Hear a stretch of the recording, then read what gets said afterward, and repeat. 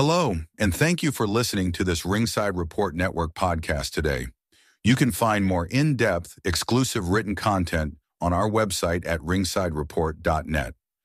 Before I hand it off to Dave and the team, I want to remind you that we are a listener-supported creator team. On our website, we would appreciate it if you supported our sponsors or purchased our exclusive merch. Branded clothing, mugs, and even jiu-jitsu gear, which are available only in our store. You can become a recurring supporter of our content at membership.ringsidereport.net. This, along with all our podcasts, is available on Spotify, Apple Podcasts, YouTube, Amazon, iHeart, and TuneIn, wherever you get your podcasts. It would help us immensely if you left a positive review on Spotify, Apple, or Amazon. Thank you for your support and enjoy the show. Please welcome David Simon. Good to see you again, David. Thanks for coming back. Is that me? It's me. That's me. I'm on. We're here. It's Wrestling Uncensored. We're previewing SummerSlam. Let's do that.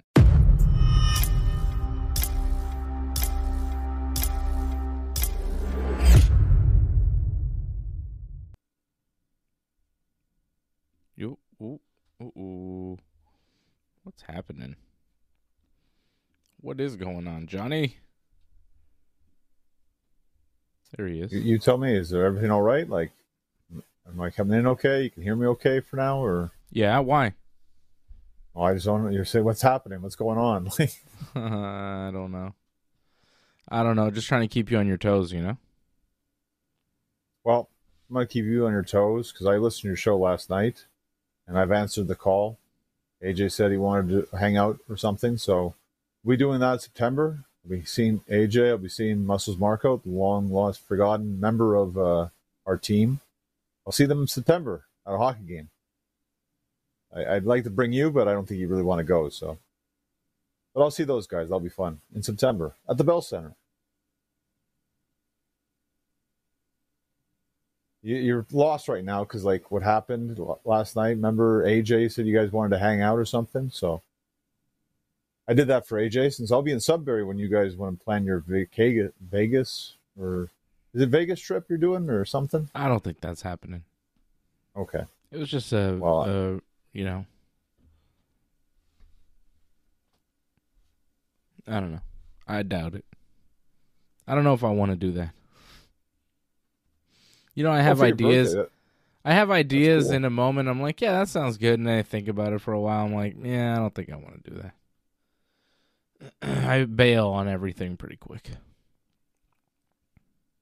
Well, I hope you do something special for your birthday. As I told you guys in the chat last night, I'll be in Sudbury, but I hope you have a happy birthday in October. Should be good for you. Yeah, I'm too old for caring about that. I really don't care at this point. You know? I don't really want to. I hope you do something. It's just like a funny idea. Yeah, I don't know if I will, honestly. I'm kind of... Let's talk about SummerSlam. You did night one, a 4-night extravaganza. Yeah. Apparently we're glitching on YouTube, but we're good on the other things. So maybe watch us on Rumble tonight. If we're there, are we still on Rumble? That's too bad. What's somewhere else you can watch Ringside Report? We're still on Rumble, aren't we? Ringside Report still on Network. Podcast. Yeah, we're on Rumble right now. We're streaming on Rumble. You can find Ringside Report Network on Twitch, on Rumble, Kick. It's all working fine there, but YouTube is glitching tonight. So I might even post... Can I post a link to the Rumble feed in the YouTube? Can I do that? Am I allowed to do that? I'm doing it. I did it. And again, if anyone misses out on this whole show, they can listen to the podcast. It should have most of the full version of this, I think. Yeah. But I am aware that YouTube is kind of glitching out, so if you're having trouble watching us on YouTube, I suggest watching us on Rumble, because I see the stream there. It's perfect. I don't have all the streams open.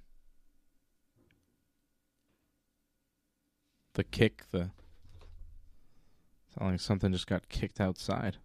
Heard a big crash. Everything's off the rails here tonight, Sean. Let's bring it back. Back to SummerSlam. Back to the Slam of the Summer.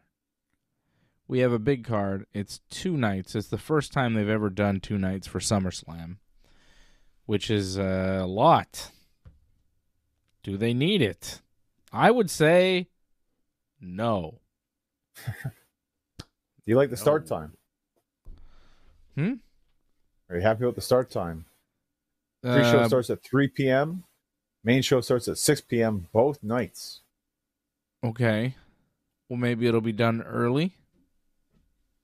You wish. I think because it starts at 6 p.m., that means it's going to end. I don't think, if you're lucky, past 10 p.m., a little bit past, I think you'll be lucky with that, because that's why it's not starting at 7 p.m., because they know it's going to be long, I think. I think we're almost guaranteed 4 hours a night. Okay.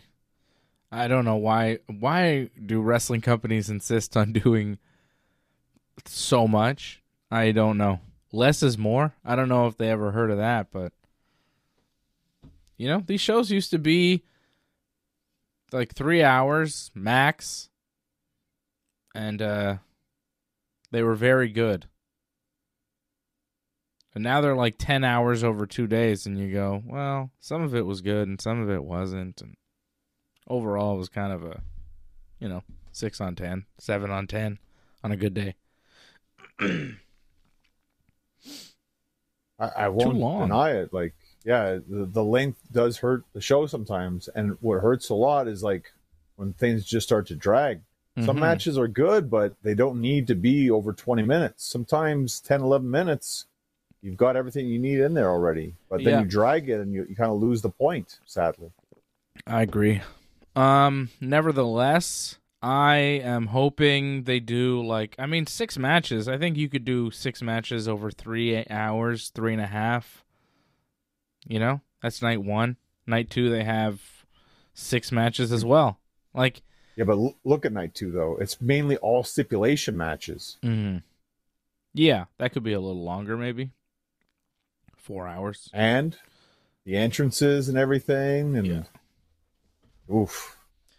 Night 2's going to be long, I think. Yeah. Okay. But no matter what, John, we're coming on to do our post-show / possibly watch-along at 10 p.m. Sunday night. We're recapping the whole thing, and we're watching whatever they have left at 10 o'clock on Sunday night. Whether they're done or not, we're coming on 10 Sunday to recap all of the Slam of Summer. Okay? Awesome. That's what we're doing. We're not waiting around for the WWE to decide when they're done. We're starting when we want to start. We'll talk about it when we decide we're talking about it. Triple H. Ugh.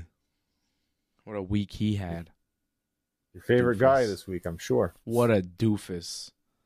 So many ways he came out looking doofus-ish this week. What a goof. What a goofy. Well, what's your top 3? I imagine what he said about Vince probably didn't make you too happy. What did he say about Vince? I didn't even hear that. Well, you didn't even hear the Vince thing? Wow. Okay. Top 3 goofy moments of Triple H this week? Allegations are allegations. He said allegations are allegations? Yep. What? Look that one up. Allegations are totally separate. What? This is recent. This was today, I think. Today. What? Oh, I didn't realize you didn't. Wow. I guess this is breaking for you right here. Bro, you send me so much. How come you didn't send me this? I didn't think it was that. I figured you saw that. Sure, and all we can do is move forward for us as a company creative. All we can do is move forward, and allegations are allegations, right? It's a complicated relationship for anybody in life. What? Well, he's family. I get that part. It's a complicated relationship for anybody in life?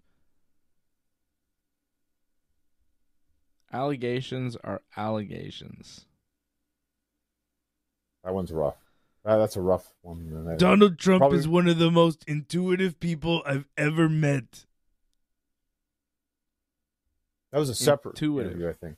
That was a different thing, where Triple H was at the White House kissing Trump's ass this week, too. I mean, there's the Vince quote, allegations are allegations, which is pretty great that I was unaware of. Then you got him with Trump, for some reason, doing something about making Americans healthy with sport, which seems crazy to use Triple H as a spokesman. I think it's young kids, no? I don't know what the hell Triple H is doing there. But okay. Hey Triple H, how'd you get so big and jacked? I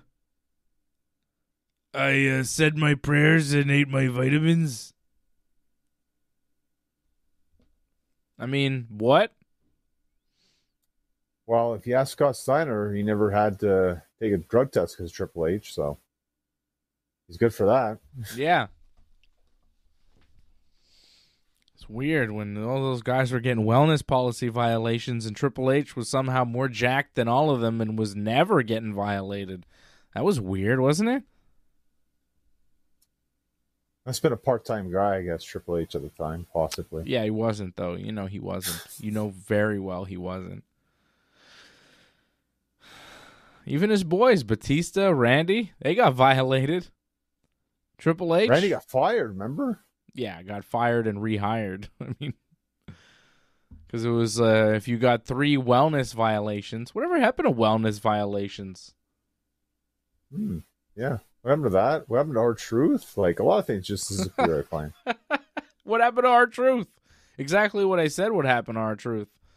The fans will quickly lose interest, and he'll just kind of disappear, and rehiring him was kind of pointless. You could have just let it go. He would have turned up somewhere, and it would have been fine. Good for Truth. He got more money. Yeah. Well, good for him. He worked it, but now what? And Triple H looked like a total doofus on this Unreal show where it's just obvious they're trying to make him into this TV star. The show is about Triple H. They say it's about like the backstage of the WWE, which of course runs through Triple H, but the show just follows him. He's in like every scene. There's so much of him. He runs it all. It's all thanks to him that we get WWE now. I don't know where I read this, but I saw somebody say that this is like to make Triple H look like the Dana White of the the WWE, like how Dana was all over the Ultimate Fighter when it started, and it really made him kind of this figurehead for the UFC. They're trying to do that for Triple H with this show, and after seeing that or reading that, I see the show and I'm like, yeah, they're really just making Triple H into this, cool guy who is this creative genius, and they just sit in a room and go, so, who do you see winning the Rumble this year? Like, really? That's how you're planning who wins the Royal Rumble? You expect me to believe that? You just sit in a room with like 5 guys. So, what do you think? Goddamn Doc Hendricks on a TV screen going, well, hell, I think maybe Jey Uso.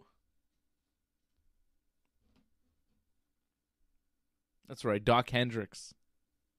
Handsome Doc. Well, for those that don't know, that's Michael P.S. Hayes that you're talking about. That was his Who doesn't know WWF about name. Handsome Doc Hendricks? I'm sure a lot of people now don't remember 96 WWF, so. Yeah. The Triple H looked great this week, and I'm sure he'll be bragging at his little press conferences and doing his whole thing.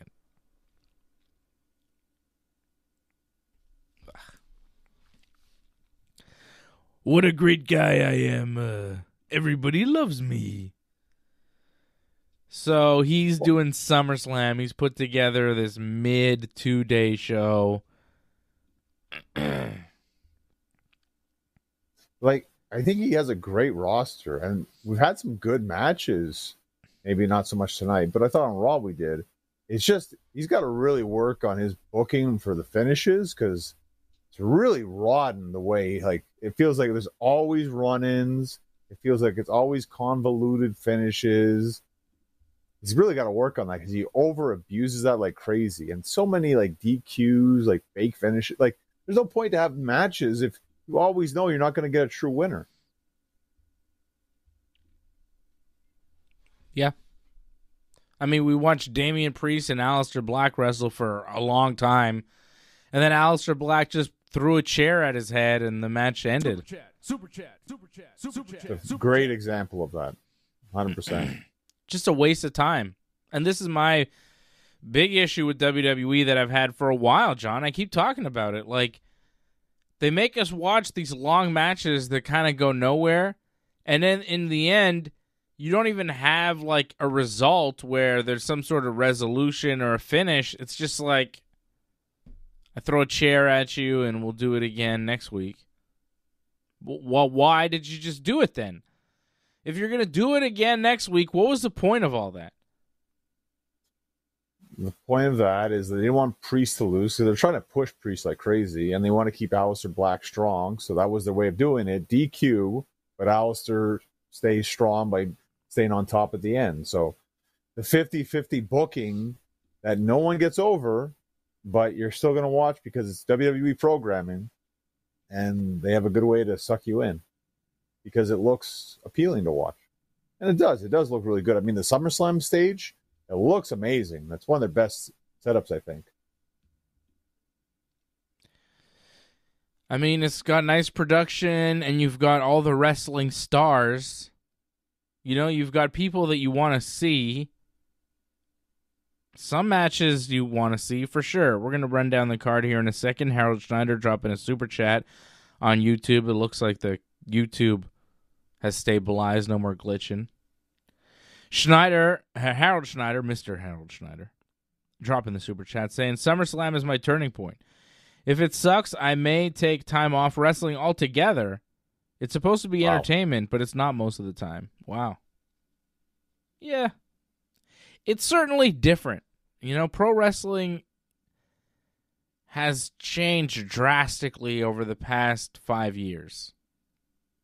Since the pandemic, when they started, you know, a lot of that cinematic wrestling, those movie matches, yeah, it kind of changed the WWE style into a more overly dramatic, over storytelling with very little action type of style in the main event.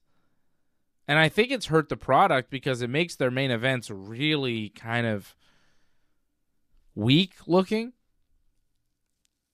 But you could tell the WWE style changed during the pandemic, and it's kind of continued along this like ultra everybody's trying to be a movie star. Like, everybody looks like they're auditioning for something else in these big matches. They're all trying to act and overact. And I get it. I mean, your boss ultimately is Ari Emanuel, the biggest agent in Hollywood, and you've got all these Hollywood connections. So, you know, you're right at the door of Rock money.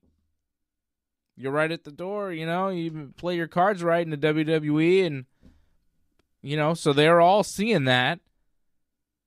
And the style has changed and is more kind of catered to that. But it's not quite the pro wrestling that we grew up watching. Ooh, far, far, far from it. Like, it felt more like a sport back then. Now it feels more like a show. This is more I feel towards actually WWE, sadly. Like, I feel AEW, they're kind of doing their own little thing. And with WWE, like it's more entertainment now, and you're seeing that with Jelly Roll. You're seeing that with how they're bringing in guys like Bad Bunny now, and I'm happy that we're going to get to see TLC. I just feel like it's 25 years since the first one.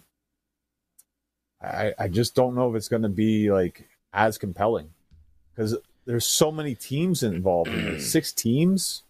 It's just going to be utter chaos. Like, it's too much chaos, I think, which is crazy because I love the chaos, but 6 teams, it's just too much. And then it's going to be ridiculous because too many teams are down for too long. It's too much, way too much. And I guarantee you somebody will get hurt. Oh, how could they not? But, like, somebody's going to be out for a bit after this match. It's going to happen. I'm not wishing it on anybody. It's just the nature of the beast. You throw these guys into these stunt matches, and a lot of them are underprepared for it, and, you know, a lot of them are too beat up for it, and bad things happen. And you look at the original TLC matches with the Hardys and the Dudleys and Edge and Christian, those guys did it. It was dangerous, but they did it in a way where they could still wrestle Monday Night on Raw, and they knew they had to. But some of these matches now, the stunts that they're taking, like, somebody's bound to get injured. Like, it is going to happen. 6 tag teams, 12 guys in a TLC. Somebody's going to get hurt. And it's not like we're seeing the safest wrestlers in there. And a lot of the wrestlers are just flat out unsafe because of either the things that they do or how, you know, I think you're talking about Fraxium. I'm talking about Fraxium. I'm talking about, I mean, Rey Fenix could do some weird stuff in this match, man. You know? I expect it. Yeah, but it could be dangerous to himself or others. You have Dexter. Okay, so this is, I don't know why we're jumping ahead tonight too, but let's start at the beginning with night 1. Okay, we'll get to the tag ladder match here. I want to break down SummerSlam. Tiffany Stratton, the WWE Women's Champion, defending against Jade Cargill. Randy Orton and Jelly Roll versus Drew McIntyre and Logan Paul. And I know we've got thoughts on that match. Huh. The Judgment Day, Raquel Rodriguez and Roxanne Perez. Hey, Dave and Johnny, if I am being honest, I was the first one in the entire world to say that Logan Paul is something Never special. Forget now. Mark my words. Never forget. Oh, we scored? Is positive news for you? You know, it's weird, like when now? We really need to stop playing that AJ clip because when AJ starts talking, I tune out of my own show. I start watching the Yankees. We were talking about the tag match, women's tag team titles. That's I got totally lost. Ooh, McMahon. Mr. McMahon, damn it. Ryan McMahon. He's a McMahon, and he's playing third base for the Yankees. He drove in a run. 11-10 Yankees. Yanks are coming back, baby. After almost blowing, a 6-run lead or something? 5-run lead. They were up 9-4, and then they were down 10-9, and then they tied it 10-10, and now it's a 9th inning, and it's 11-10 Yankees. Crazy game. Our new bullpen that we just got gave up home runs. Bird and Bednar both gave up home runs. They're supposed to be good. Well, I'm just going to say, Roman Anthony, thank you for the walk-off tonight. It was great. Oh, Boston won tonight? Good for you. Oh, you damn right. You should be happy, too, to beat the Astros. Oh, that's good. I hate the Astros. There you go. Okay, women's tag match. It's Raquel Rodriguez and Roxanne Perez defending the women's tag team titles against Charlotte Flair and Alexa Bliss. Roman Reigns and Jey Uso, the Yeet Man himself, taking on Braun Breaker and Bronson Reed in a tag team match, playa. Samuel Zayn takes on Karrion Kross. in an I was right versus I was wrong match, which seems ridiculous, and it is. And then what I think will be the main event, and is a match I'm very interested in. This is selling the whole weekend for me. Well, Cena and Cody, too, is going to be cool. But, I mean, the main events of SummerSlam, I will say, John, very good. Like, the title matches, nice. Cena, Cody, Punk, Gunther, you got to give it up. Right? Yeah, it'd be good to see these matches more often, though. Like, we'll see this match, and then we'll never see it ever again. There won't be a rematch. Like, this is the rematch, right? Cena, like, we waited so long for Cena and Cody. You're never going to see it again after this. And Punk and Gunther, you're not going to see this on Raw anytime, I don't think. So enjoy it while you have it, because it took so long to get here. Yeah. Pretty great. I mean, speaking of I think legends, it's going to be the main event. CM Punk. I think Punk said. Legend. Yeah, I think it should be the main event. How come Nikki Bella isn't on SummerSlam? She was just wrestling in an 8-woman tag on Raw for some reason. She's just there. With Rhea Ripley and Io, and who was their tag partner? Stephanie, as you say, Stephanie Vacquet. Vacquet. It's Vacquet. It's Vacquet. Yeah. Everybody knows it's Vacquet. All right. But that was a cool tag match against Naomi and Chelsea and Piper and Albert. Yeah, but Nikki Bella got injured, so did she? She might be out for a while. Yeah.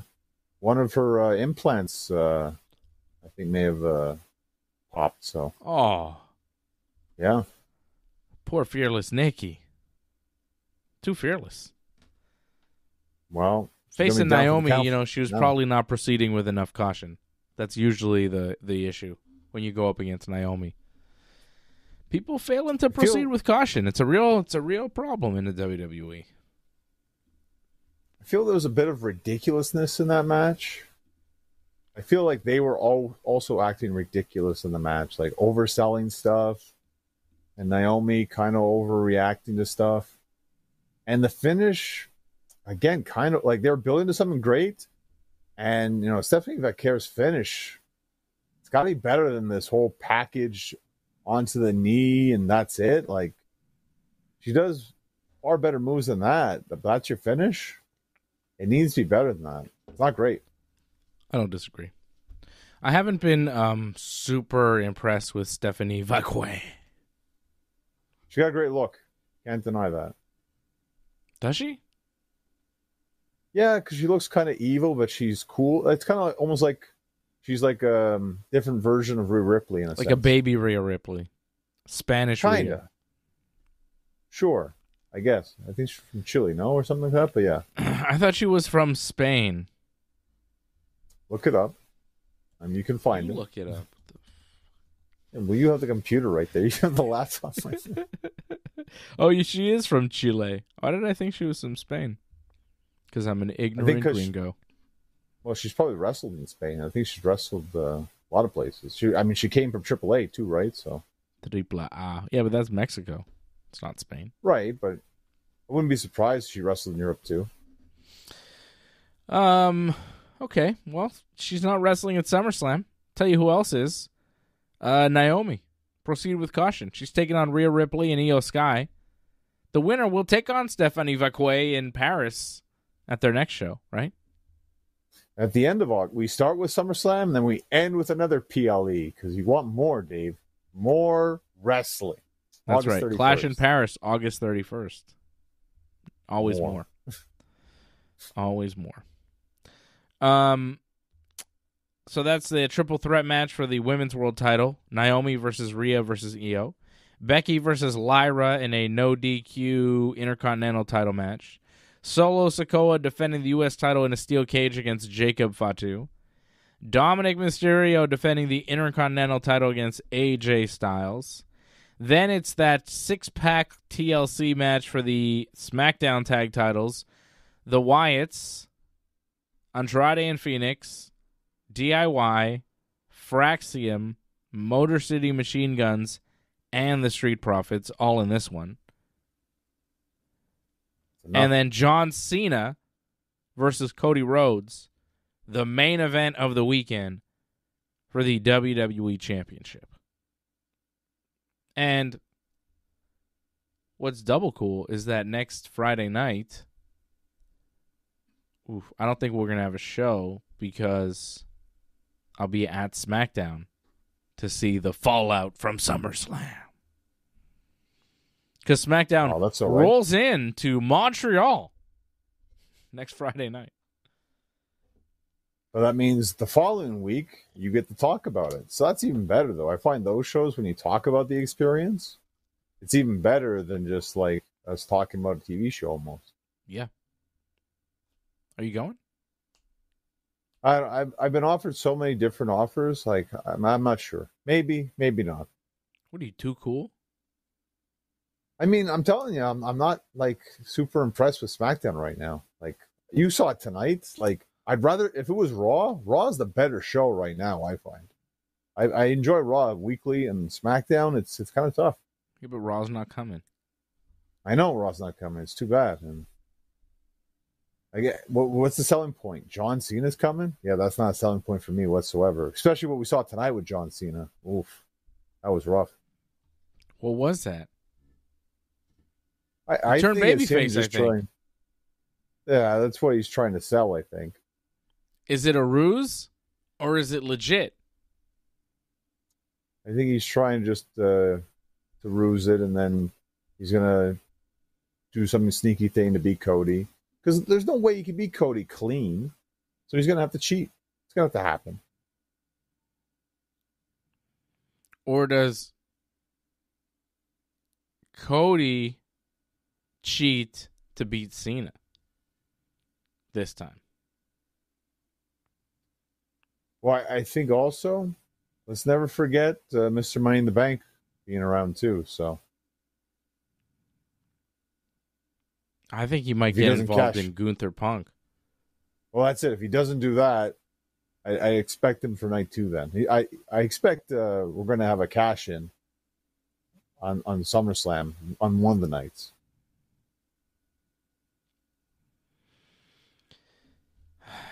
Yeah. Okay. Well, let's break it down match by match here, Johnny. But that Cena promo tonight was really interesting because they sold it as real, as like, oh, Cena, he said that, he felt bad about everything and he doesn't want to take the championship home with him because he hates wrestling. He doesn't want to kill wrestling. He loves wrestling. Big babyface pop. He's like, I just wanted to take it home with me so you wouldn't forget me. I thought I was being left behind. He's just insecure, and that's why he was lashing out, and he's ashamed of his actions, and Cody's going to get the real John Cena because the champ is here. And it was like babyface John Cena promo, and Cody seemed to buy it. It did a little toast in the ring. With the Hogan beer. Yeah. Was that the Hogan beer? Pretty sure it was the real American beer. Oh, brother. Let me tell you something, brother. Carrying the legacy of the Hulkster. And that's kind of why Cena cannot leave with the championship. For, one of those reasons. Because the lineage can be traced back to the Hulkster, brother. And you want that title to keep on going. So, I think Cody might win. How long Cena going to be champ for? Cody could win, no? I'd expect Cody to, again, because of the cash-in, who knows, right? But if it's Cena versus Cody, this is Cody's comeback. Like, he got screwed over WrestleMania. He should win this match. Whatever happens, what happened with Cena and with Seth afterwards, whatever. But he should beat Cena, I think, in this match.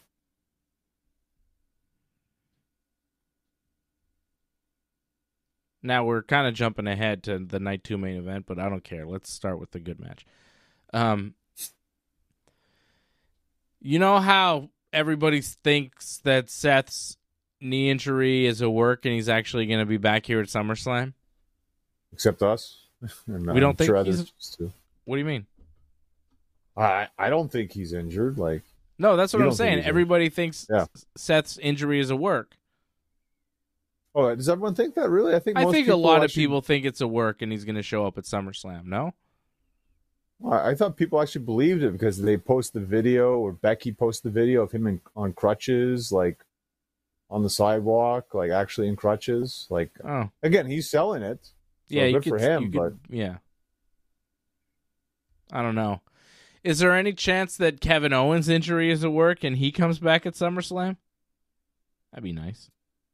The only thing I heard about Kevin is that he actually got successful surgery, I think like a week ago. Oh, yeah? So that's great. Maybe it's been 2 weeks now. Okay. So that's great to hear.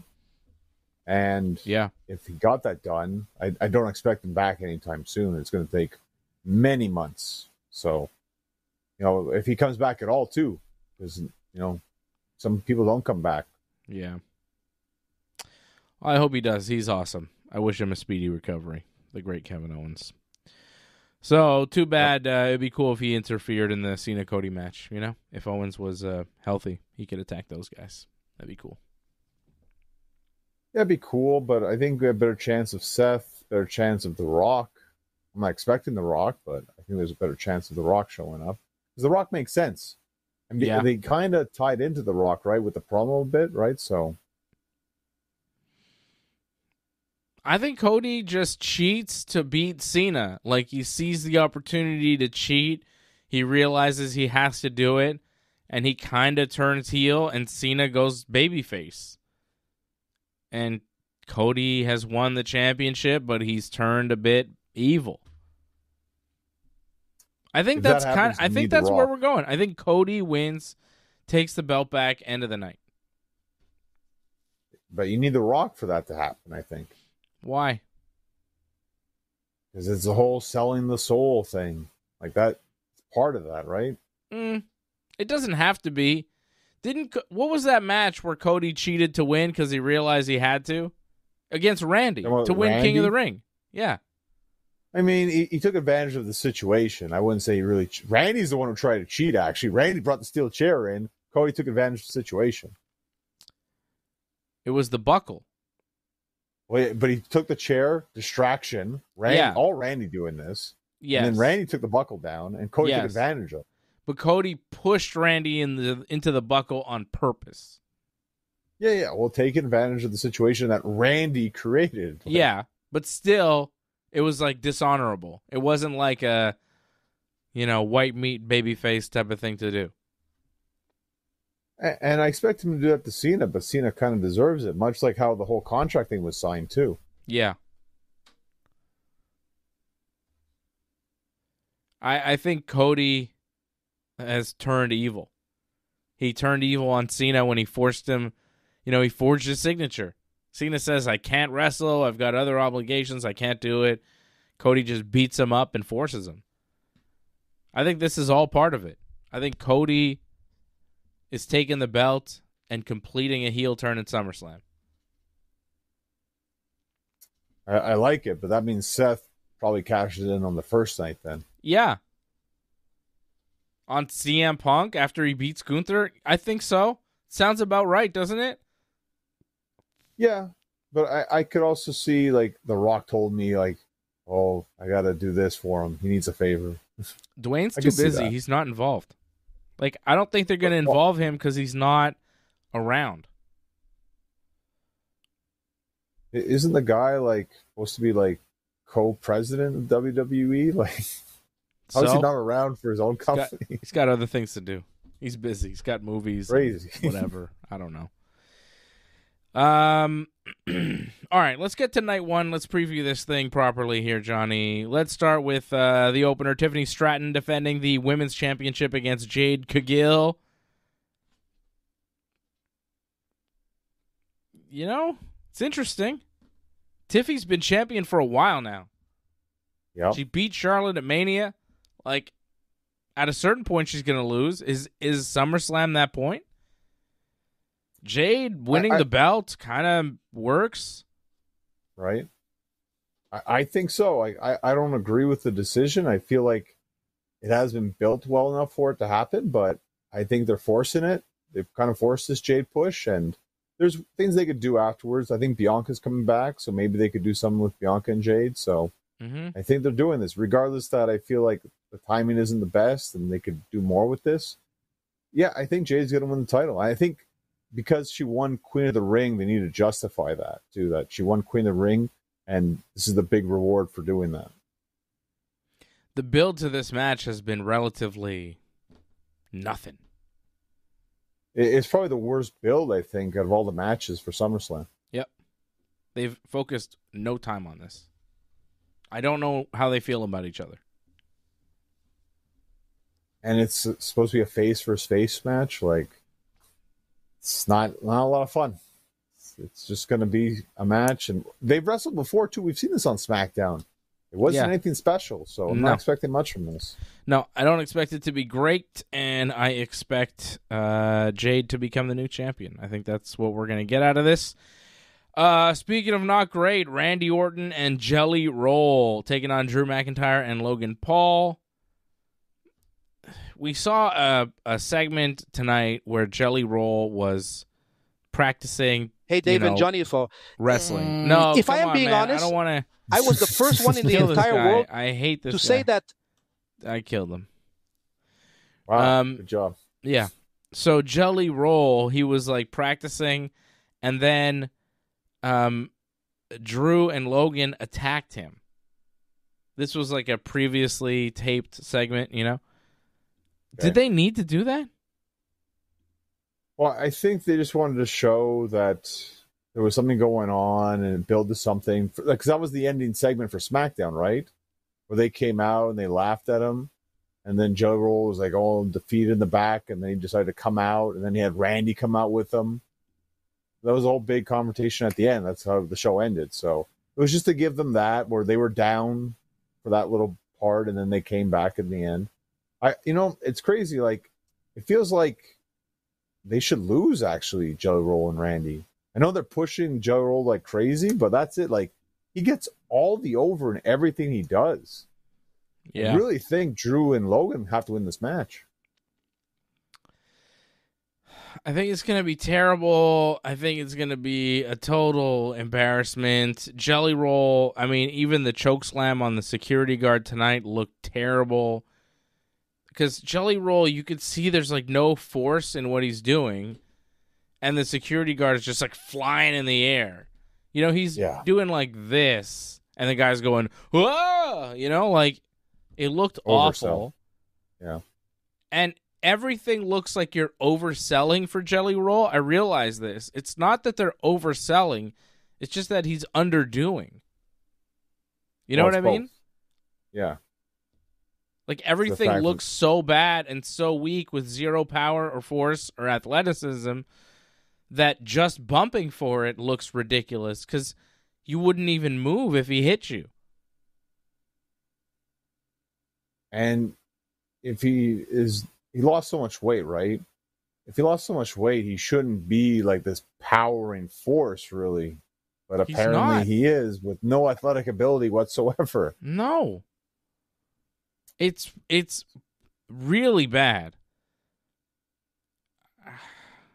I can't even. It's going to be such a bad match.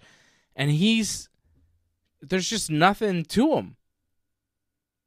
He's clearly not a wrestler. And everything he does looks awful. Everything. Yeah, this is not a good way to start SummerSlam. There's 2 matches right now you just listed here, and it's like this is gonna be rough. It's all on the same night too. By the way, I don't think these matches start the show. By the way, I think another tag match will start the show. That probably, as you know, our tribal chief, or everyone's tribal chief, they say on the show. I think that's going to start the night one for SummerSlam. Mm-hmm.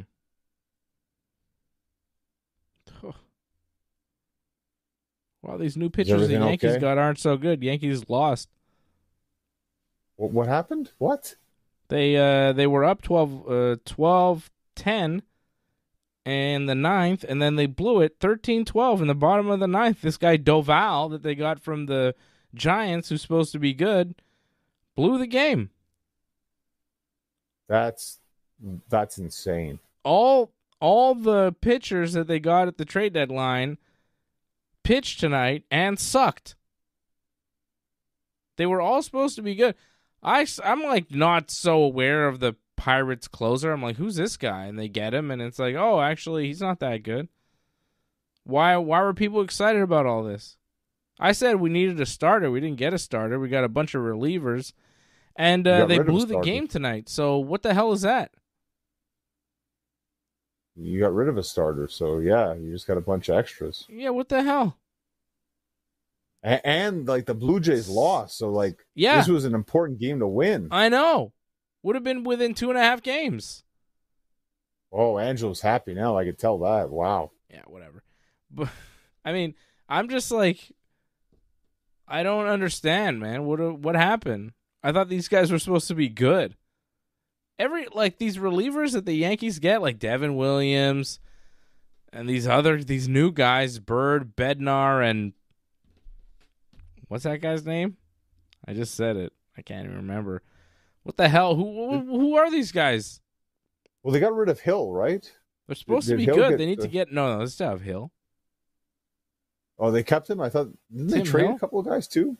No, we didn't trade Tim Hill. We traded like all prospects pretty much. Nobody. Oh, okay. No, but you got rid of somebody on the starting lineup, no? No. Wasn't Peraza like he was released, maybe? He wasn't traded. Oh, okay. Anyways, I don't want to talk about it because it's going to piss me off. It's ridiculous. I can't believe they lost. Well, they were up at what? Like 6-0 at one point, then 9-3 or 9-4. And then this all happened within like 3 innings. Like, yeah. That's insane. I'd be pissed if I were you right now. Like, yeah. Again, because the Blue Jays lost. Like, This is an important game. And the Red Sox win, so now the Red Sox are half a game back of the Yankees. Yeah. I don't know.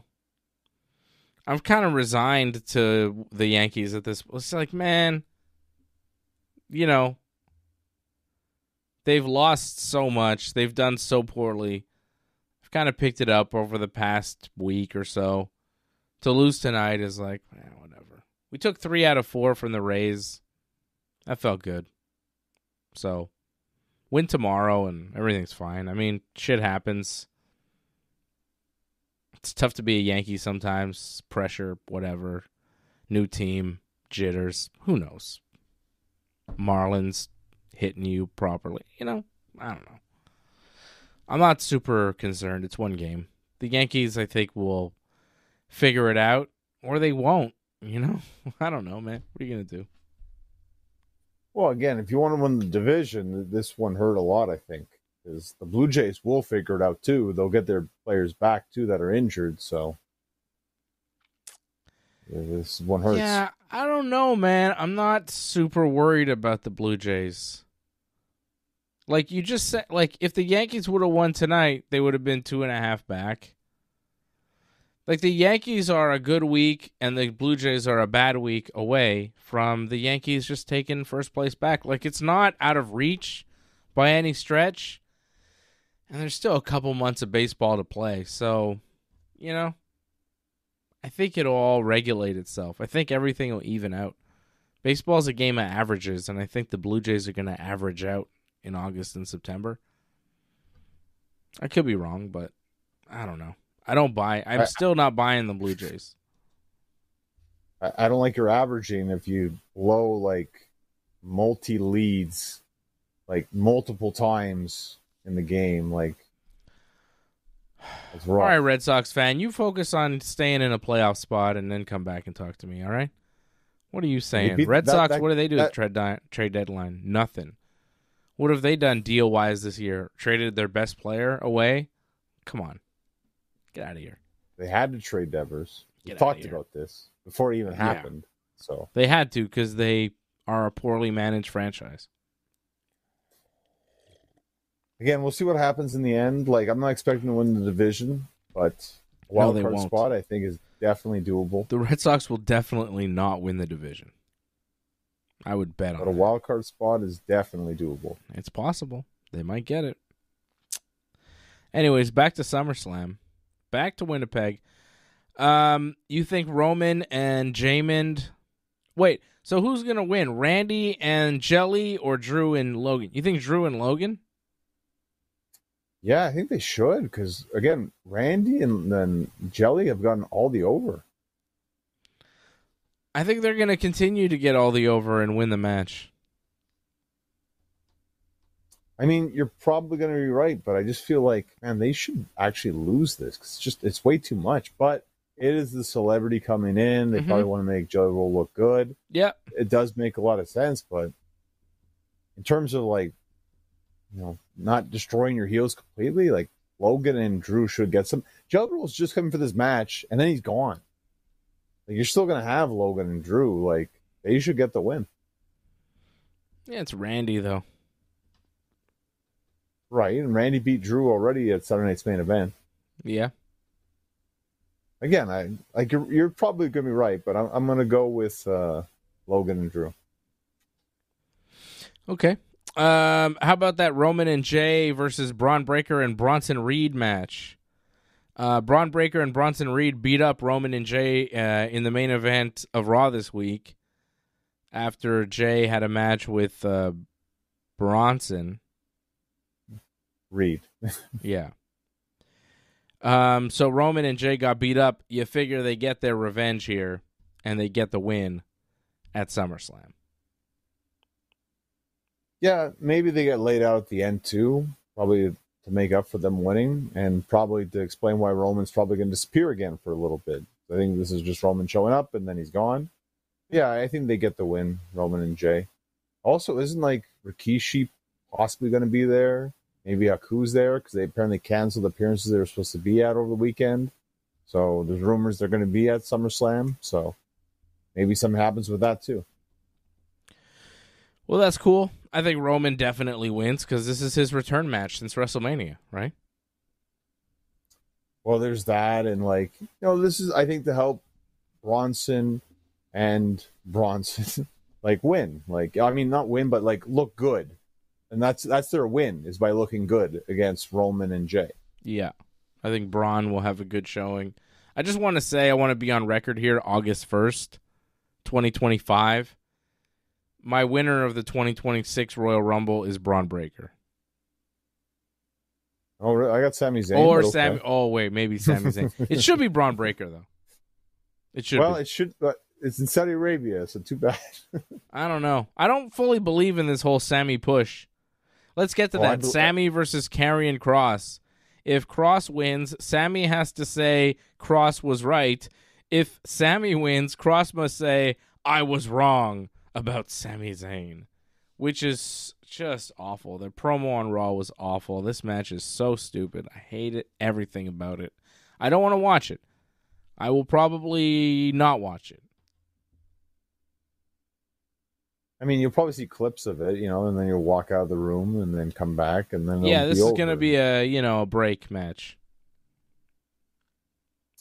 I think Sami's going to win, and this might be. They say Karrion Kross's contract is up soon, so this might be the end of Karrion Kross. This whole match, so great. I think Sami will win too. I really. You know how I feel. Judgment Day, Raquel and Roxanne defending the tag titles against Charlotte and Alexa Bliss. We've already predicted one title change on this show. I don't think the tag titles change hands. I think Raquel and Roxanne retain. I think they're holding on to these belts until Liv comes back, and then we figure out what happens. I mean, that's a great idea. The thing is, like, how long is that injury with Liv? Because, like, if it's going to be long, they could lose the belts, win them back. Yeah. By the time maybe she's close. So this is why I think you could give a reign to Charlotte and Alexa, and then Judgment Day will win back eventually. Because I don't expect Charlotte and Alexa to last long, but they got something going here. They got T-shirts. I think they're probably going to give them a run. And again, I don't like betting against Charlotte, so I think we're going to see new women's tag team champions. Yeah, you might be right, but man, that promo tonight on SmackDown was cringy. I'm not going to say it's great. I'm not going to say I'm a big fan of this. I actually think having Judgment Day with so many titles, I think that's great. It shows that they're a good faction. And they took the loss on Raw. So they should maybe win at SummerSlam. But I think because it's Charlotte and Alexa, and again, it's just to give them something. They'll win them back Judgment Day. It's just, for now, Charlotte and Alexa are going to get a moment. I think the Charlotte and Alexa thing will not work. I think they will not win the belts, and then they will wrestle each other. That could happen. I expect that to happen, but I think they might give them a run first. But that would mean every title would change hands on the show, because we're also predicting Gunther to lose the belt to CM Punk, I think. I am. But the thing is, there might be a cash. I mean, I expect the title to change, but that's what Punk I'm predicting. may not win the belt. I think Punk wins, beats Gunther in a vicious match. Right. He has his moment. Everybody thinks he's won. Maybe even have big pyro. He's standing there, and then boom, here comes Seth Rollins, who you thought was hurt and not back for a year. He comes back, cashes in on Punk, and takes the title from him. Or maybe Punk is about to win the belt, and then Seth cashes in, because didn't Seth say he wouldn't let Punk win the championship? So he should probably stop him from winning the belt, unless I think it's funnier if Punk wins and everybody's like, wow, Punk won, he's a champion, and then boom, here comes Seth, takes it away from him. Rather than stops him from ever doing it, I think it's more impactful if Punk actually wins and it is actually champion, because then it's like, if Seth stops Punk from winning the belt, you go, oh, Punk would have won had Seth not cashed in and taken it from him. But if Punk actually wins, you go, wow, Punk won the belt and then Seth just took it from him. It's meaner, because there's no what if. Too. There's no oh, Punk would have. It's like, oh, Punk was champion, and then it's like the fans of Punk that are excited that he could, be champion. Like, he wins the belt, and you envision the summer of Punk and Monday Night Raw with Punk on top with the championship, and then boom, Seth takes that away from you. It carries more weight. No, we also had Cena and Punk before, right? Where Seth kind of did the same thing already. Mm-hmm. So this is the kind of change it up a little bit. I agree with you. That's better. But they still might do it that way as well, with Seth just taking it before Punk wins. They might do that too. But either way, I think we're both seeing it. Seth is going to do the cash in here, I think. Yeah, I think Seth walks out of night one as the world champion. Yeah, I think so. I mean, it's not impossible for night two, but yeah, I think night one makes more sense. Mm-hmm. There's nothing wrong with a lot of titles changing hands, by the way. It's SummerSlam. I guess. But every title match on night one? It's just night one so far. Yeah. I don't see maybe not as many on night two. So that's night one. Night two, Naomi defending her women's world title against Rhea Ripley and Io Sky in a triple threat. I think Rhea and Io will fail to proceed with caution, and Naomi will retain the belt. She just won it. That's the main thing. She just won it. She hasn't even defended the title once. Yep. Now, I know Rhea's super over, and I don't expect Rhea to get pinned. I just don't think she wins the title right now against Naomi. Naomi, I think, retains. She has to, I think. I think this will probably be the start of night two, this match. We got a good question here, John, from Matthew Henley. He says, hi, Dave, I'm confused. Is Seth not hurt? Seth is hurt. He's saying he's hurt, but we're not believing it. We think that it's kind of a work. It's kind of a story that he's telling us to make us think that he's actually not going to show up anytime soon. And then when he does return, it's more shocking. He's got the Money in the Bank briefcase. I think it's more shocking if he shows up when he's not supposed to. So that's what we are guessing. Right, John? Well, it's tough too with wrestlers, and like they say they're hurt and then they aren't hurt. Cody, for example, didn't he say like, oh, he was fine after the Travis Scott thing? Now, after the whole Travis Scott thing doesn't work out, oh, like he gave me a black eye, he busted my eardrum. Now that all comes out afterwards, after that was reported and then denied. Yeah. So take everything with a grain of salt when wrestlers and injuries. I would know. Yeah. But just some of the things that Seth has been saying about the injury just don't add up. It's just, he's not talking about it the way a wrestler usually talks about his injury. And I've seen a lot of other people have the same questions as us. Some people that really follow this stuff. I saw Bubba Ray Dudley. I saw Brian Alvarez. A lot of people are questioning whether Seth is really hurt. It's kind of going around where people are kind of going, this might be a work. They're trying to, pull one over on us. So don't be surprised if you see Seth at SummerSlam. And that's kind of how I feel about this. I think Seth will be involved at night one. I definitely expect a cash in. SummerSlam is going to happen. Night one makes the most sense. So expect that, Matthew. So Naomi retains. I think that match will be very good. Will it be as good as the WrestleMania one with Bianca, though? It's a high bar. We have votes. Who will win between Punk and Gunther? 75% say Punk, 25% say Gunther. On a poll we have going on our YouTube. I mean, it makes sense. Most people want Punk to win, right? So. Of course. Becky Lynch defending the Women's Intercontinental Championship against Lyra Valkyria. No disqualification, no count out, last chance match. If Becky wins, Lyra can not ever challenge her for the Intercontinental Championship. I don't know, man. This has run its course. I hope this is promo, right? The end of the road here. You saw the promo with Lyra on Raw? Yeah. What about it? I thought it was pretty bad. Yeah. I think a lot of people will even admit, even if they're fans of Lyra, wasn't the best. The whole Becky stompers that she has, and she said in 2 weeks she's going to win the title, and she got a little flustered, obviously. She got a little messed up in her promo. But, it's just, she's not her thing to do promos, especially in front of a live audience. She's not used to that. So they're really forcing this, but I think, again, a lot of people want this to happen. I think Becky is trying to put her over a lot. So that's a huge thing. However, I think the little thing that kind of set it off was Bayley being like, I don't have a match at SummerSlam. Yeah. And I think that is going to cost Lyra in some capacity. I think Bayley's going to cost Lyra the match. Yeah, I think Bayley gets involved. That promo was just too sad. She's going to do something. Yeah. She's going to turn mean. She's going to turn evil. Heel Bayley. Well, it's funny, though. I actually think people might cheer Bayley because I find Lyra actually more the heel.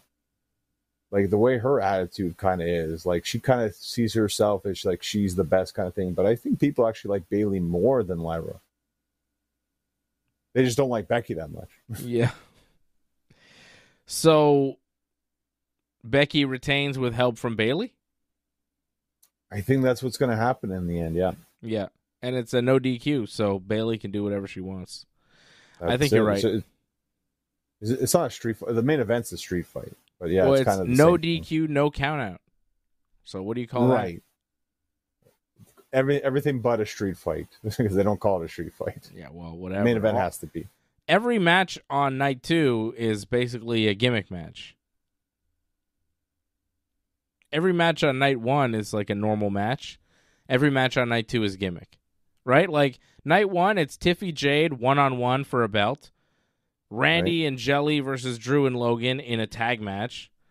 Judgment Day, Raquel and Roxanne against Charlotte and Alexa in a tag title match. Roman and Jamin versus Braun and Bronson in just a regular tag match. Sammy versus Cross in a regular one-on-one match. And Gunther versus Punk in a regular one-on-one match. 0 stipulations. Night 2, you have the women's triple threat. You have Becky and Lyra, no DQ, no count out. You have Solo and Fatu, steel cage. You have the 6-pack TLC, and you have a street fight. The only regular match on night 2 is, unfortunately, Dominic Mysterio versus AJ Styles. So maybe, for the Intercontinental title. So they stuck all the gimmick matches on night 2. Night 1 is just regular wrestling. Night 2, it's like blood and guts. And AJ said this is probably going to be his last SummerSlam match ever. Really? Like, it looks like he's probably going to retire at WrestleMania. I could see that happen next year. Wow. The Phenomenal One. Does he beat Dominic Mysterio and take the Intercontinental title? I say no. I'm going to say probably not, too. I think Dom wins. Like, they haven't done enough with Dom. And I feel like they want to do more with Dom. So, I mean, AJ's going to look good because AJ's one of the best wrestlers in the world. So, yeah, it's going to happen. And I think he'll try to make Dom look good. But Dom's just good at bumping. Like, that's about it. Like, there's only so much AJ can do. He's actually going to need some shenanigans from the other members of Judgment Day to make this really good. And as long as they pull that off, maybe have a JD, have a Finn, even like a Roxanne kind of thing. Like, that's going to help the salad dressing and the shenanigans I'm trying to get out. Yes. Get all that stuff in there. And once you get that in there, I think you'll have a really good match. All right. Dominic Mysterio going over AJ Styles to retain the Intercontinental Championship. Dominic, big in Mexico. He went over to AAA and they loved him. Well, who's his dad? Like, probably the greatest of all time when you think about it. So yeah. Well, they loved him. I would say keep Dominic and the rest of AAA in Mexico. I don't need to see them on SmackDown with that Lizard Man, Mr. Lizard, Mr. What's his name? Mr. Iguana, Mr. Iguana, and Psycho Clown wrestling Los Garzas tonight on SmackDown. Los Garzas apparently the AAA tag titles. WWE buys AAA, and now I have to watch this nonsense on SmackDown. Total waste of time tonight.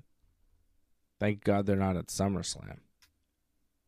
I think they need to realize that... What is this, AEW? Like, I feel AEW did a better job of introducing the CMLL guys. Or at least maybe because it helped with Mystico that he was Sin Cara, so you knew him better.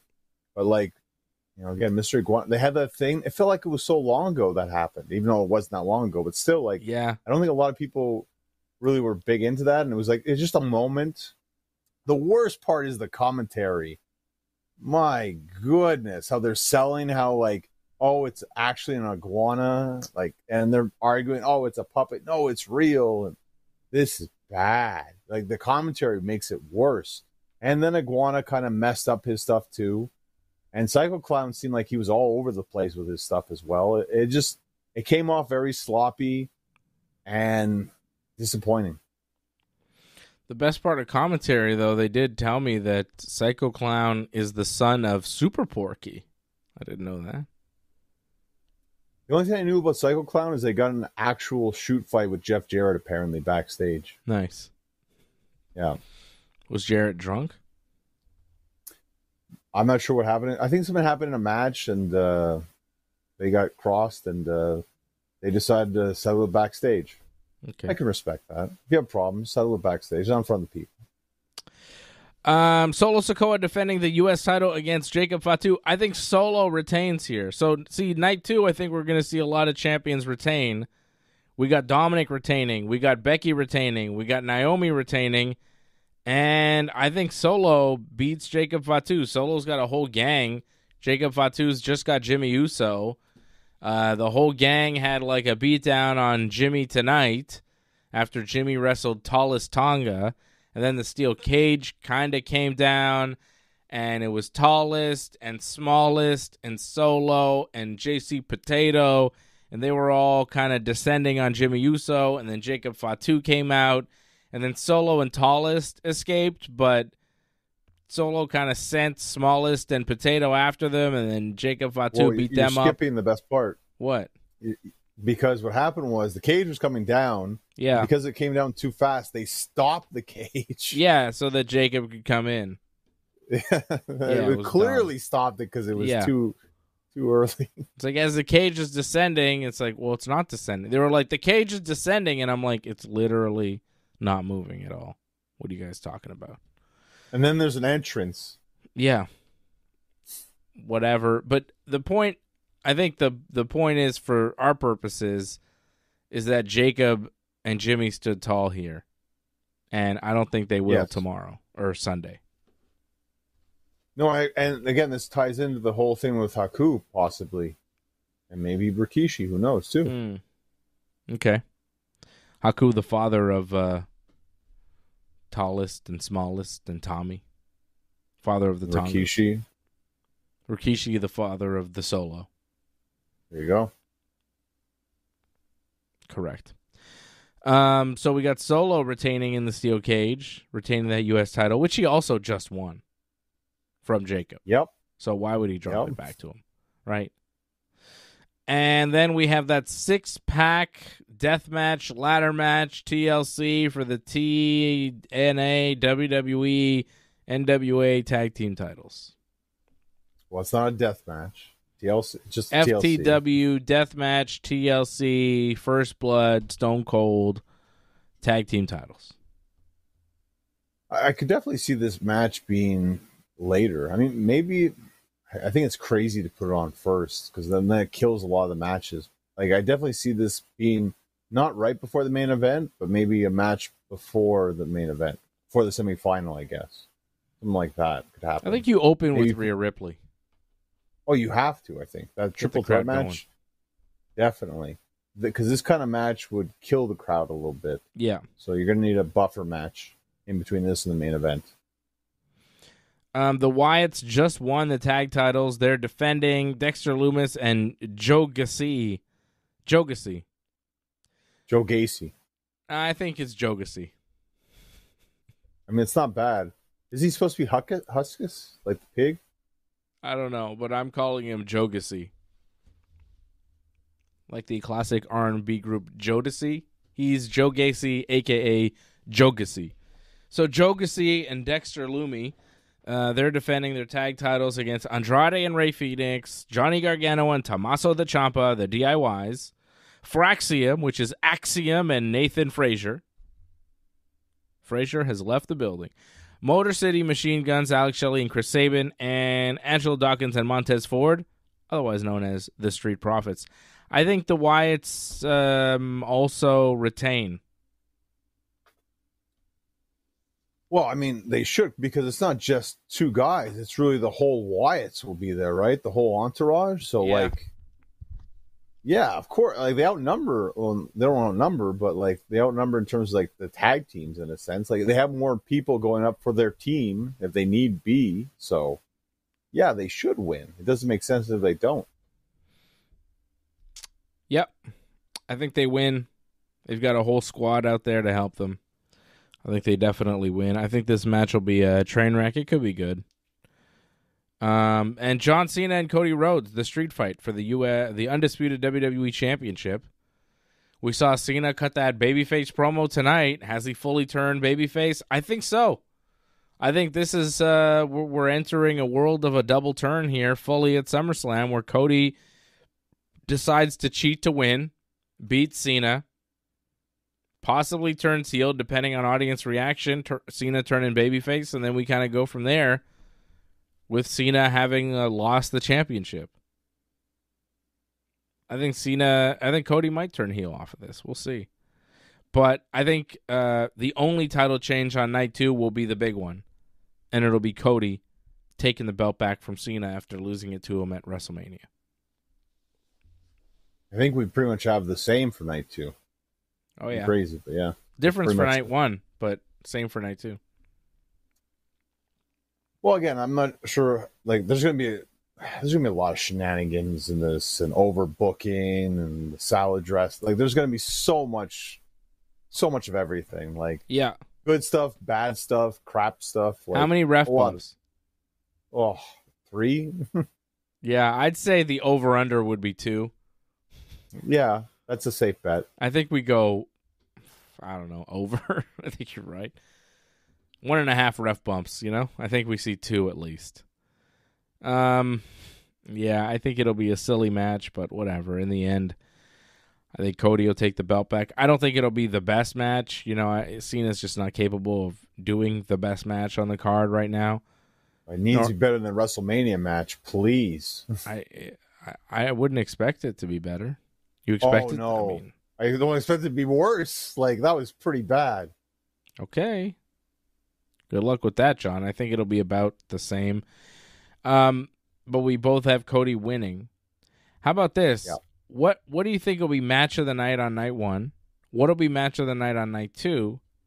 And what do you think will be just the overall match of the weekend? Because I think the match of the weekend that's going to steal the whole show is going to be Naomi, Rhea, and Io. I think that match is going to be tremendous. I think it'll be the match of the night on night 2. And I think it'll be the best match we see all weekend. I think the match of the night on night 1 probably is Gunther Punk. I think that's going to be sick.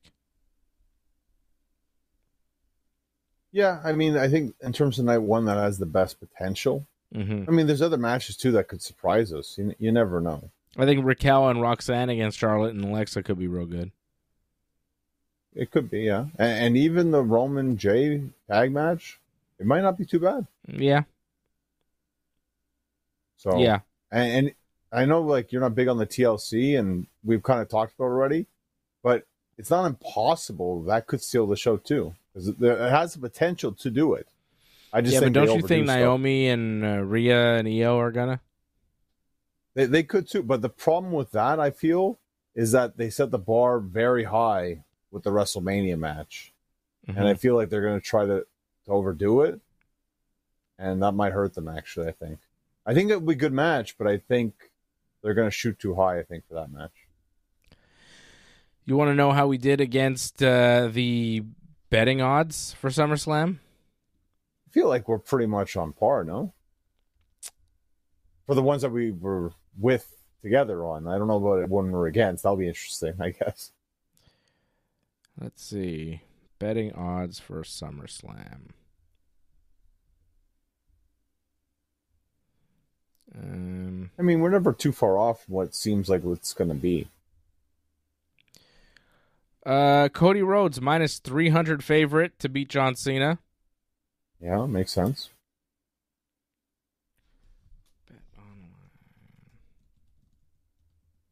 Let's see. So Cody is favored to win. Pretty heavy favorite. Yeah. Let me see here. Sports. Probably over the nights. It's probably not organized in terms of nights. It's just match, I imagine. Trying to see if I can actually bet on this thing. Trying to make some money. Well, is this real? I wouldn't be surprised if you could.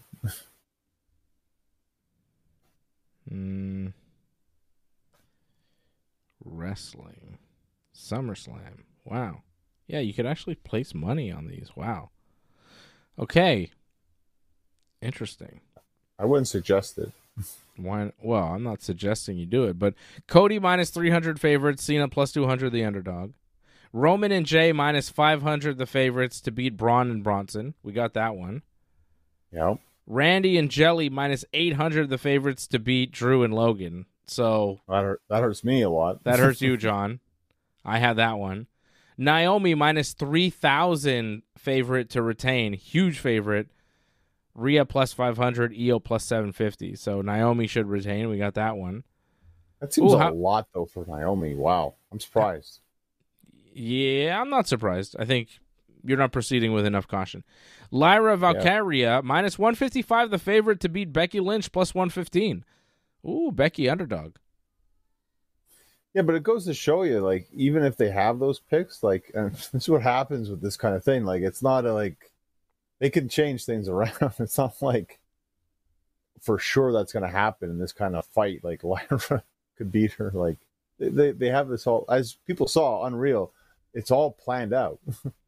Yeah, but you could bet on it, and we both picked Becky, right? Yeah, I guess the odds makers just didn't see the promo that we saw with Bayley, possibly. They saw Bayley doing a different thing, possibly. Gunther plus 110, CM Punk minus 150, so kind of close, but Punk is the favorite, and we did pick Punk to win. Well, I did. Anything but the cash-in? Well, I don't know how the cash-in affects that, but like if Seth wins that match and you bet on Gunther, what happens? I think it just null and voids that. Yeah. That's it if that happens. Oof. Alexa and Charlotte minus 500, the favorites to beat Judgment Day, plus 300. Good for me. There we go. We even out. Okay. Jade Cargill minus 220, the favorite to beat Tiffy Time. Okay. We had that. Yeah. Jade winning. We're good. Let's see. Solo minus 105. Jacob Fatu minus 135. So that one really close, and Jacob a slight favorite. I don't think so. They like Jacob. I could see that. I understand that if it goes the other way. Sami Zayn minus 300, the favorite to win his match. Yep. Dominic Mysterio minus 400 to beat AJ Styles. Should be more, but it's all right.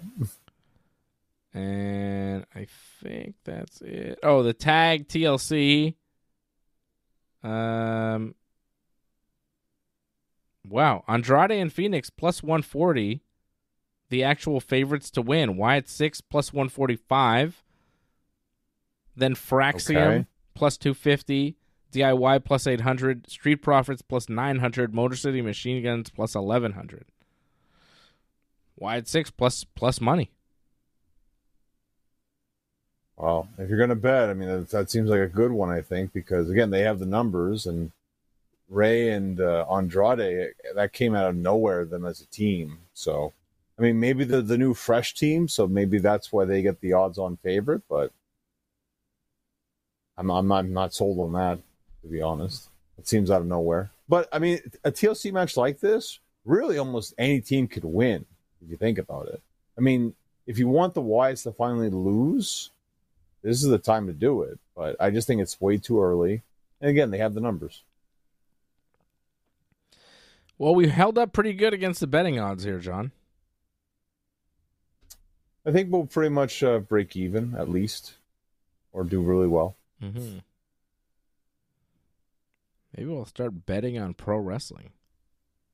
Seems like a way to make money. Angelo says, do you guys see a scenario where Cena retains the title? Yeah.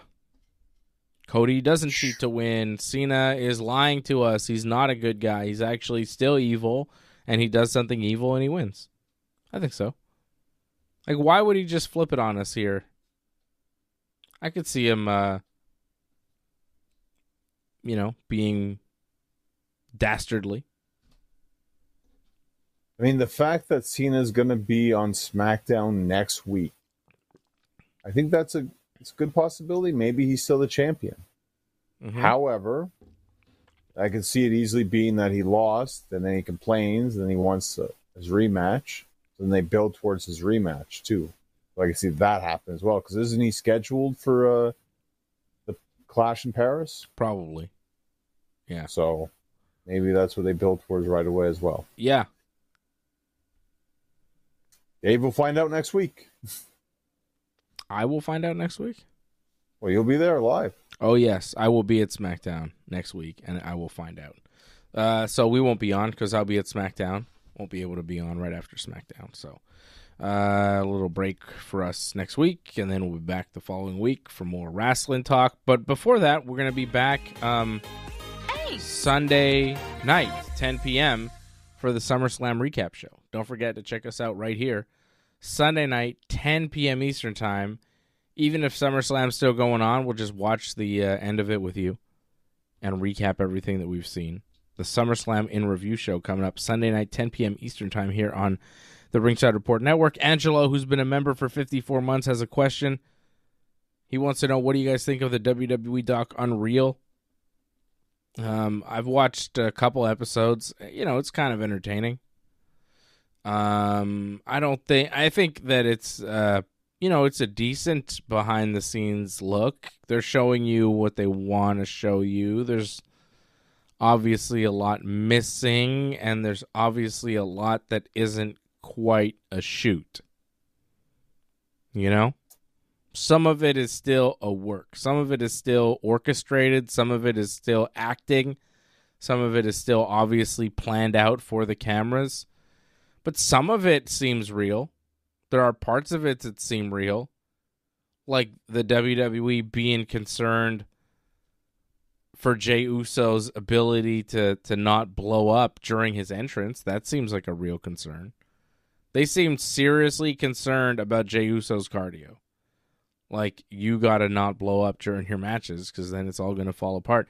And after seeing that on Unreal, I noticed when he cut his promo this week, after Heyman, like, obliterated him on Raw, Heyman just decimated him and Jey Uso had no response. And he was, like, yelling and getting all amped up.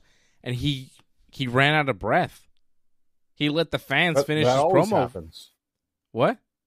That's been happening for months. I think we've talked about this, too. I don't know. I didn't really, I guess it didn't click for me until I saw them talking about it on Unreal as, like, a real issue with Jey Uso. And I was like, oh, wow, he's really getting blown up, and they're really worried about that. That's interesting. And then seeing him do that promo this week on Raw, I was like, wow, he's getting blown up during the promo. That's nuts. I think that's why they tied in the whole, like, redo the thing, so it gives them more time to get more air, actually. So, it's been fun. Yeah, that promo to start Raw, not great, but Rob got better, though, thankfully. The show overall was decent this week, I thought. Yeah. But Unreal, I think people are upset it's exposing the business, but after watching it, I don't think it's exposing that much.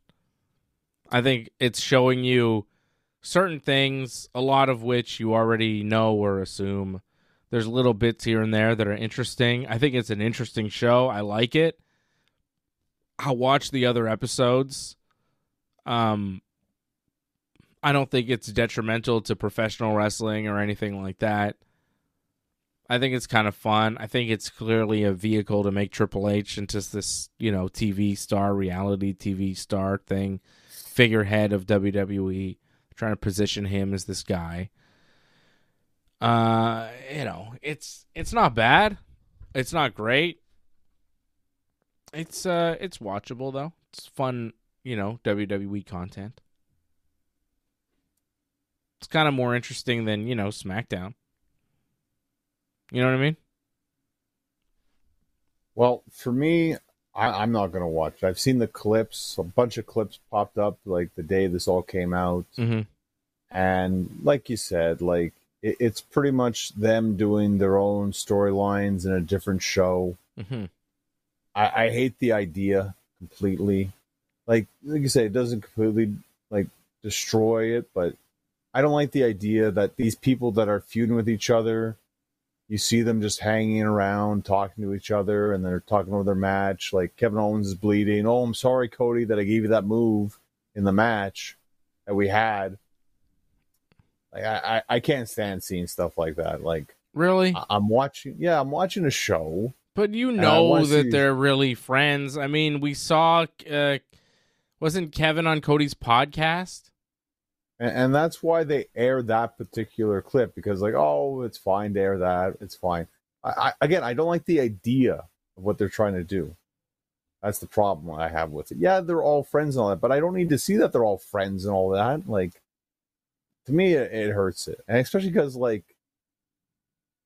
the environment, the attitude there, it's just like, oh, like, it makes me actually not like seeing this, like to actually be in that environment. I think I'd hate it a lot. Mm-hmm. Well, it kind of gives you a glimpse on how it really is backstage a little bit, just the vibe. It made me sick to my stomach to see it, like, Abyss, like, squirming, mm-hmm. and for, like, being like pleading. 2 minutes over, and Bruce Pritchard just standing there looking at him. It was so sad.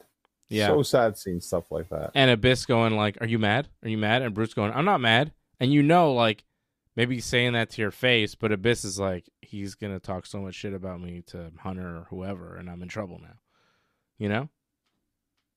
Terrified. People terrified for their jobs.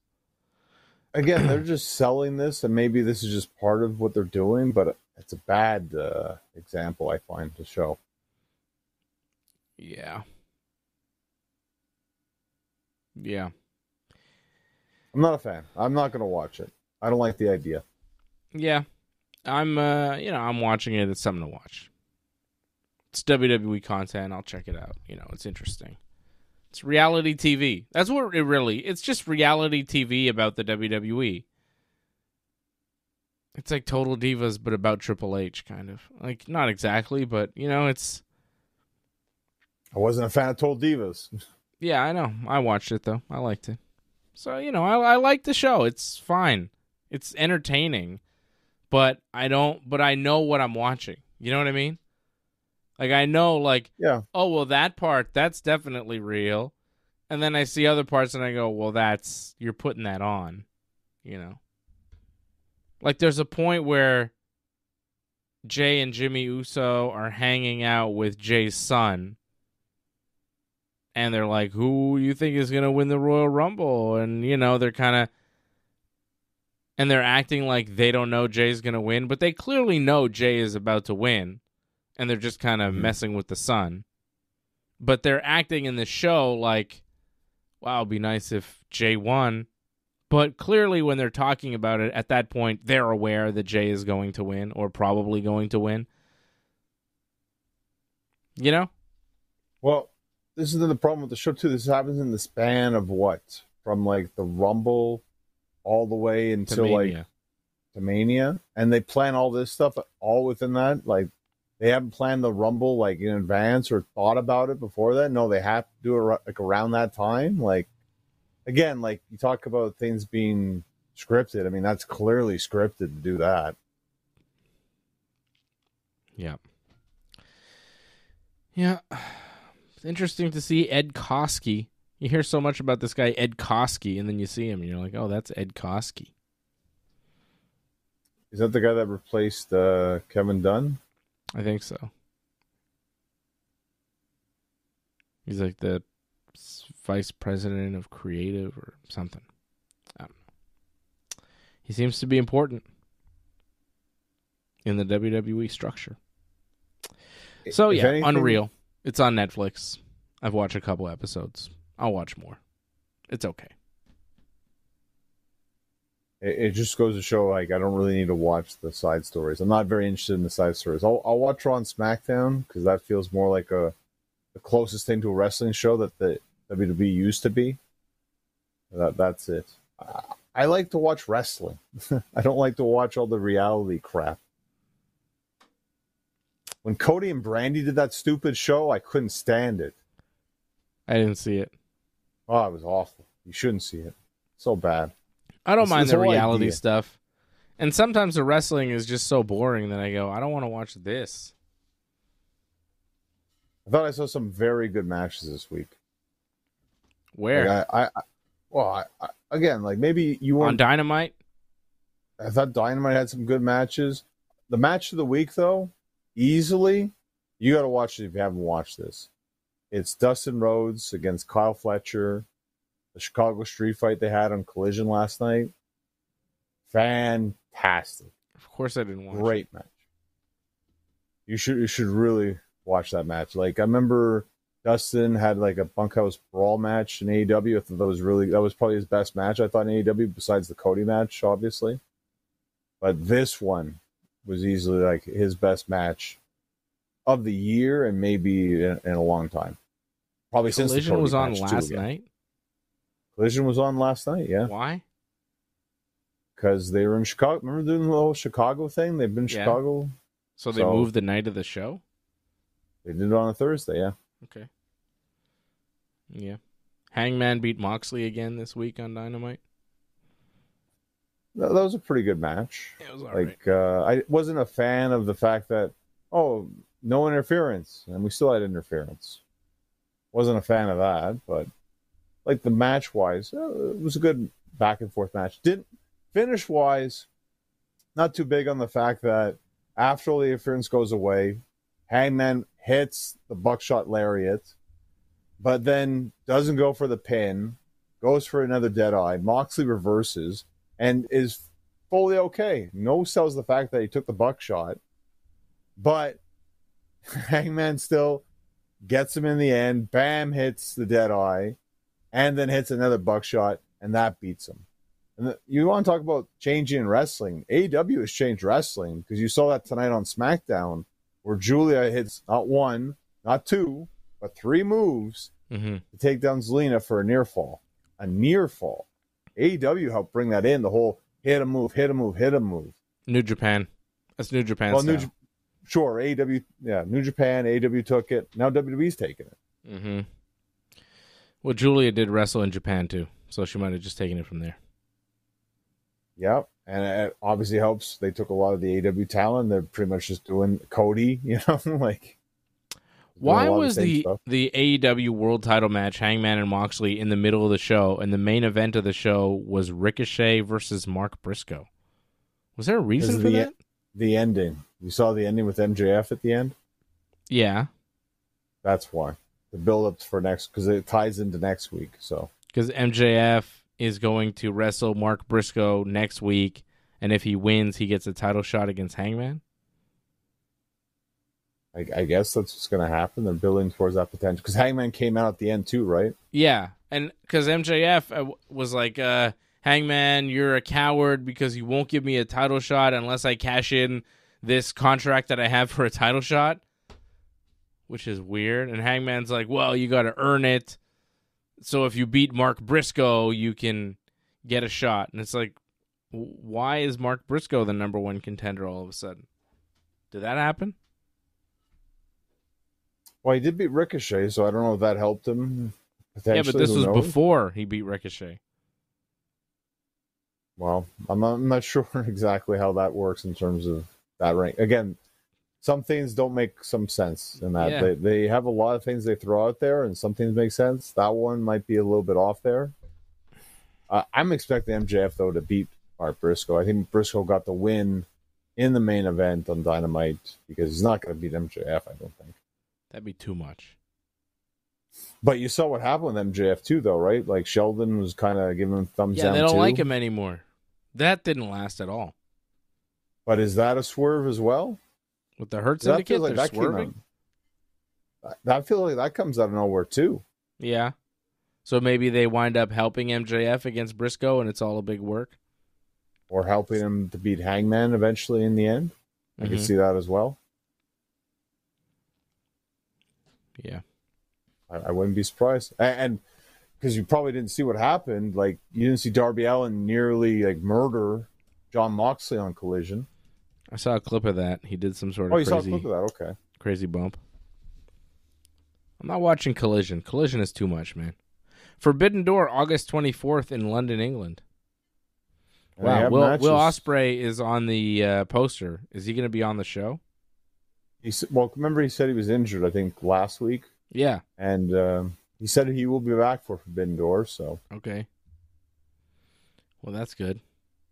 They've got Hiroshi Tanahashi booked to wrestle somebody on this match. They've also got the Hurt Syndicate defending their tag titles against the winner of this tag title eliminator tournament thing they have going. The Young Bucks will take on Brody King and Bandito in a semifinal match, and if they win, they will face FTR in the finals on August 24th in London. And Timeless Toni Storm defending her AEW Women's title against Athena. And Kazuchika Okada defending the AEW Unified Championship against Swerve Strickland. That's what AEW's got going on. What's the world title match? MJF and Hangman? That's a potential. I mean, who else at this point? Because he beat Moxley. I feel Moxley and Darby Allin, that's probably the match that will happen at Forbidden Door. That's something too. It's Forbidden Door, right? So is this supposed to be AEW New Japan? So yeah, but are they doing that at all, other than Tanahashi? It seems like all that's kind of died down. But I think that's what you kind of got to do, though. It should be like Hangman against one of the top guys from New Japan. Here comes Ishii. Is it going to be? No. It won't be him against Hangman. Come on, like. Yeah. You're not wrong though. Ishii will probably be on the show, but for sure.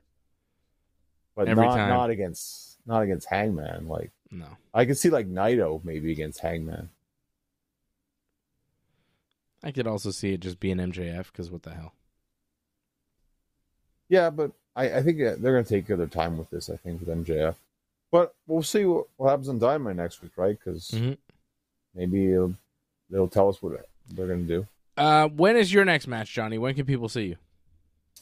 So it's going to be in Montreal, August 30th. It'll be for CWA. They gave me the number where people can call for tickets. I wrote it down here. 438-898-9292. Again, the number is 438-898-9292. You can call to order tickets from that number. I'm not sure who will answer exactly. Probably a guy named Paul, I'm going to guess. Right now? You can call right now? You can call, apparently, yeah. And say you want tickets? Yeah. That's hilarious. That's great. So call that number and get tickets to see Johnny North. Say, I want tickets to see Johnny North. I saw him talk about it on Wrestling Uncensored. He'll be in Montreal, around the St. Michel Metro, if not mistaken. There you go. Call that number that Johnny just gave and say, I want to see Johnny North. I need the tickets. I need the tickets. I want to see Johnny. Give them to me now. The show is CWA. Call right now. Yeah, CWA Exodus. That's the name of the show. All right, well, we're going to make our exodus, and we'll be backsidus on Sunday night for the SummerSlam post-show. Coming up Sunday night, 10 p.m. Eastern Time, right here on the Ringside Report Network. And a big shout-out to Angelo Contagones and Harold Schneider. Harold, you're the Super Chat leader of the night. Great members, Harold and Angelo, and everybody else supporting over at join.ringsidereport.net and membership.ringsidereport.net. Check out our website, ringsidereport.net. Plenty of great stuff over there. Thank you to everybody for helping us out here tonight, and thank you for everybody tuning in. We'll be back Sunday night for SummerSlam recap here on the Ringside Report Network. Thanks for sticking with us to the end. We would really appreciate it if you could help us spread the word. You know the drill. Hit that subscribe button. Flip those notification switches. We are an audience-supported network, so consider becoming a recurring supporter at membership.ringsidereport.net. Check out our website at ringsidereport.net. Hope to see you again next time, and have a good night.